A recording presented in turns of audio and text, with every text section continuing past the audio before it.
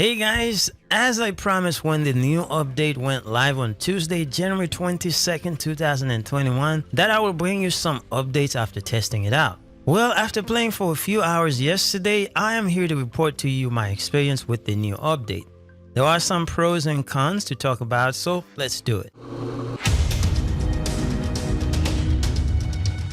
My name is Wes and thanks for tuning into the channel. I'm always appreciative for your being here. I have to say, I'm somewhat satisfied with the new update based on the fact that this is the first time that I feel like players were being rewarded for their time. I recently made a video about how I was able to obtain a piece of armor for my pyromancer that a lot of people have been chasing forever. That was one day prior to the most recent update. Fast forward to yesterday, the day the update was implemented, the same piece of armor that was so coveted by so many people is now dropping everywhere. Of course, I'm talking about the armor of the Ikari in case you were wondering. In one day, I've obtained at least 7 drops of armor of the Ikari, and one of which was from completing the 10 monster hunts for Noah. This is something that was nearly impossible prior to this update. This goes to show when they say they were going to increase legendary drops from anywhere, they actually kept their promise. There were some gold clears expedition runs when we didn't get any legendary, but I would say 9 out of 10 runs I had at least one legendary. I even got legendaries from some silver runs, which is awesome. Now, we can put that experience in the category of pros for positive. It's a positive because players were getting some of the items they've been looking for forever. I've seen so much joy on Discord when people were getting the things they have been looking for since the game launched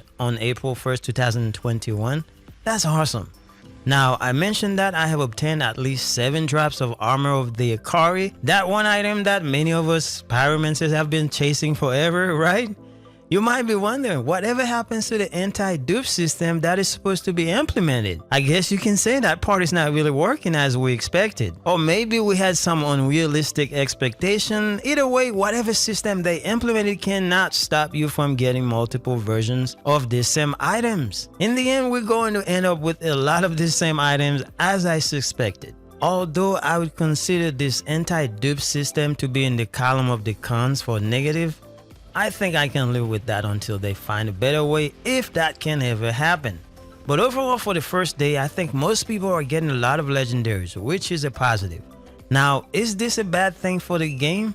I know there are some sentiments out there that if people get everything they want, then they will stop playing the game.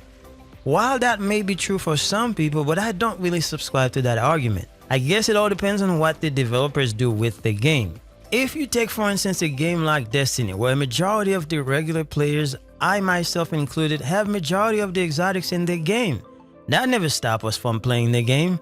There are other games like Borderlands for instance, where people have majority of the good stuff. They don't stop playing the game. I believe as long as people can fly, give players a reason to use all the legendaries that they have acquired, meaning make them useful, players will continue to play the game and find new builds, etc, etc, in my opinion. I think it's okay to make an item a little rare, but not the way OUTRIDERS was gatekeeping legendaries prior to this latest update on June 22nd, 2021. The stingy legendary drop rate was one of the reasons a lot of people left the game, apart from technical issues. Now, is the new update going to bring players back? Probably not yet, but if people can fly, turn the game around and keep the players happy, I think they might have a lot of the players back. Believe it or not, and according to even some of the most hardcore critics of this game, the game is still a lot of fun when you have the gears that you need. Now, as far as the signing issues on Xbox, I don't see any difference. It still takes me between 1 to 3 minutes for everything to cycle through, sometimes a little longer. If this is the change, then I guess I didn't have a signing issues, just saying. Regardless, I still think it takes too long to sign in, and I'm on Xbox Series X with top speed wired internet. I'm not sure how long it's supposed to take to sign in, and everyone's experience might be different, so just take this with a grain of salt. Now, the last thing I want to mention is the fact that now you can dismantle items from the Hell's Ranger pack.